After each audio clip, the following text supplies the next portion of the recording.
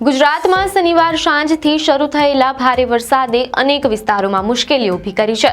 ખેડૂતો અને સામાન્ય જનજીવન બંને પ્રભાવિત થયા છે। આ દરમિયાન મહીસાગર જિલ્લામાંથી એક ગંભીર ઘટના સામે આવી છે, જ્યાં ભારે વરસાદને કારણે આખો રસ્તો ધોવાઈ ગયો અને એક કાર તણાઈ ગઈ। મળતી માહિતી મુજબ મહીસાગરના ભમરીથી માનગઢ જતો રસ્તો ભારે વરસાદ અને ડુંગરાળ વિસ્તારમાંથી ધસી આવેલા પાણીના પ્રવાહને કારણે ધોવાઈ ગયો છે। આ ભયાનક ઘટના સમયે એક કાર આ રસ્તેથી પસાર થઈ રહી હતી અને તે અચાનક રોડ સાથે જ તણાઈ ગઈ।